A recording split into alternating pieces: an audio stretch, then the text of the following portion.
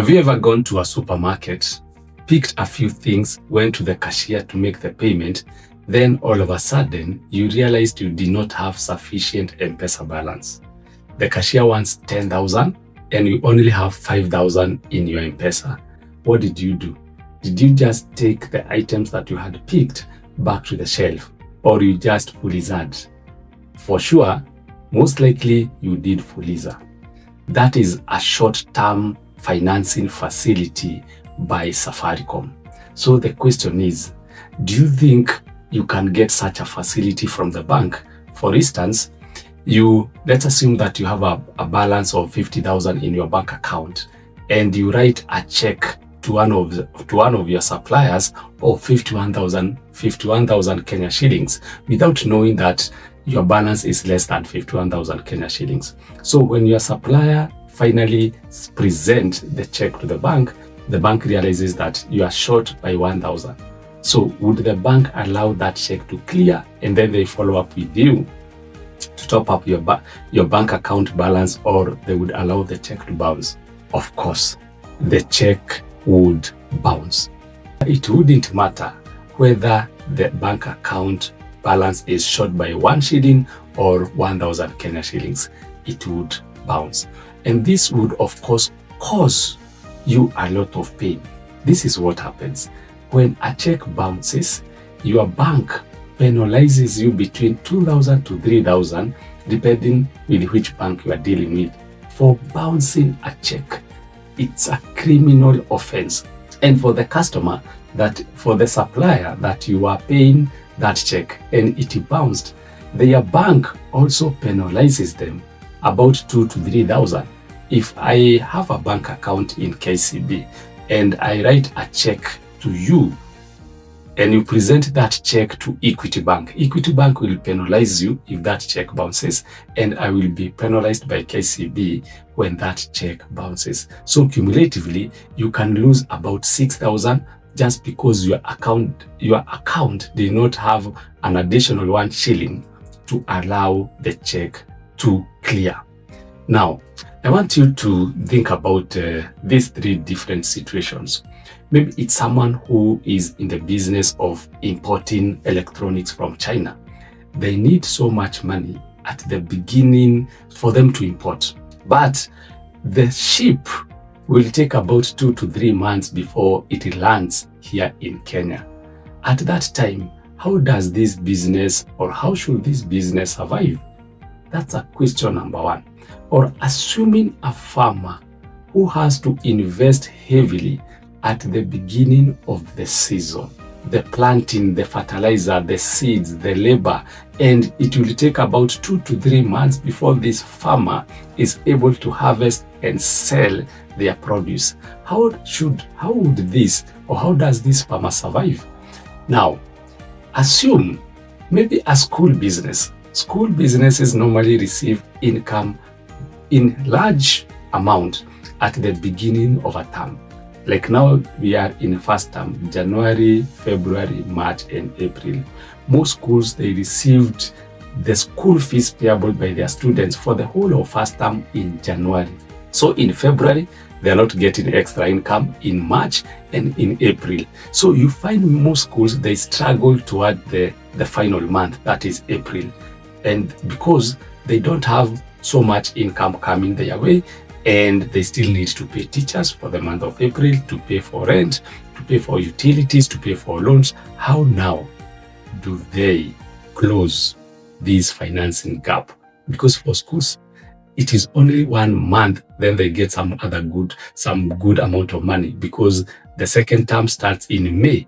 But now this school is struggling around April, and that's not where the short-term credit facility by the bank, referred as an overdraft facility, comes in to save that importer who is importing electronics from China, and it takes 2 to 3 months before the products eventually come here in Kenya for them to sell.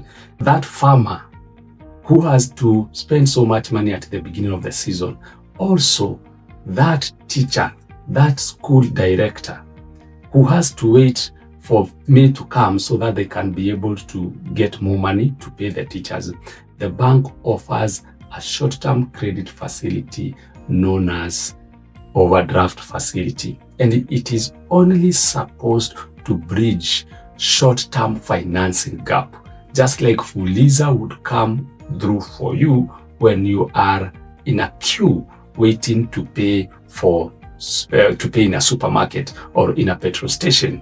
So an overdraft facility is a short-term financing tool or instrument offered to bank to their customers for a limited period of time. It does not happen automatically. Is the case for an overdraft facility. You have to present yourself to the bank, have this conversation with the bank manager. You let them, they will advise you how much you qualify for and how much that you need to be financed with, so that every other time you issue a check, and in the event that you don't have sufficient funds in your bank account, the check will still go through. So for instance, let's assume that you went to your bank and you negotiated for an overdraft facility of 200,000 Kenya shillings. And then it happens that your bank account balance is only 50,000 shillings. And also there's this supplier that you need to pay 150,000 Kenya shillings. Ordinarily, that check would not go through because you only have 50,000 in your bank account and you are doing a check of 150,000. But because you have an overdraft facility, that check will go through and your account will be overdrawn by 100,000. So this is what happens. When now you receive money in that bank account, the amount of maybe some other customers have paid you, everything that you will receive will first be utilized to clear this overdraft facility that you have for 100,000. Just like Fuliza does, that when you Fuliza about 5,000, then you happen to receive 10,000, all that 5,000 for Fuliza money is first covered by Safaricom. It is the same thing that happens for an overdraft facility. The good thing, even if the overdraft facility you negotiated for 1 million, 5 million, or 10 million Kenya shillings, the bank does not charge you for the entire 10 million or 5 million. They only charge you for the amount of money that you have borrowed from that overdraft facility. And the good thing, not for a whole year, but only for a few days, for the time that you have borrowed. Actually, you can borrow, access an overdraft facility today in the morning, maybe let's say by 9 a.m. in the morning, and by 4 p.m. you receive some money, and then you clear. Even if it is 10 million that you had been able to access as an overdraft facility, once you repay that 10 million within a day, or 5 million, 100,000, whichever the amount, then you only get to pay the interest rates and the interest expense for 1 day alone. That is the magic of an overdraft facility. Just consider this for those people who understand who Shylock are. The Shylock people, if you go in the morning, you borrow 100,000 from them, and then you agree within a week, you will repay them plus another 20,000 Kenya shillings as interest expense. And that is their interest income. To you, it is an interest expense. So this person gives you 100,000 and you agree that within 1 week, you will pay them plus another 20,000. You are supposed to pay them 120,000 Kenya shillings. Now, this is what happens. The moment you have signed that agreement with the Shylock person, even if you want to give back the money after an hour, you say, this 100,000, I wanted to borrow to do ABCD, but the project I wanted to do, perhaps you wanted to buy a laptop. And then you come back to the Shylock and tell them that the laptop that I wanted to borrow using the 100,000, it has already been sold. So this is your 100,000 back. They will tell you, no, we have agreed that you will stay with my money for 1 week so that you can pay me plus an income of 20,000. So just go stay with the money and I will need it after 1 week, not as 100,000, but as 120,000. But that notwithstanding, you can still give me 100,000, even if it is after 1 hour, but you'll still be required to pay me the 20,000 that we had agreed upon. After 1 week, I will be coming for you if you will not be, if you 20,000 as interest income for me.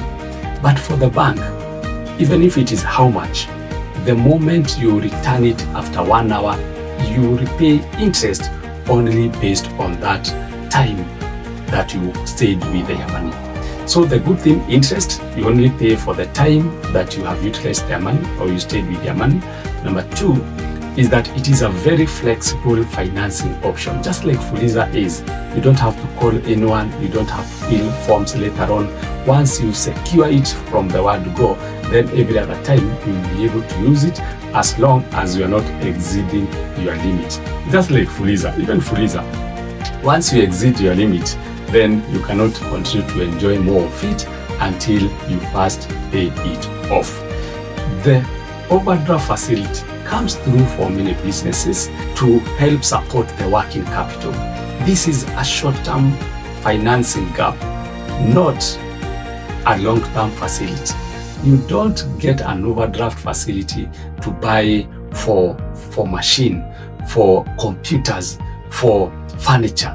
You are expecting expecting sooner than later. So ordinarily, the overdraft facility is used by people who want to buy much inventory before the beginning of a season. Probably you are a maize miller, and you buy so much maize when the farmers are harvesting, when the supply is high, so that you can buy maize the maize will be out of season. So that one, when you access such a facility, it will help maximize your profits. Maybe it's someone who wants to pay for rent, for salaries, and as you wait for your customers to pay their debts. So it is a short-term financing gap that you use when you are waiting for some money to come through, not that you are using that short-term facility, short-term funding and financing facility to finance long-term projects. An overdraft facility, when used properly, it can help to boost and facilitate and foster the growth of your company. But if it is used in a reckless manner, it can make your business to collapse. So, as I keep saying, when you know better, you do better.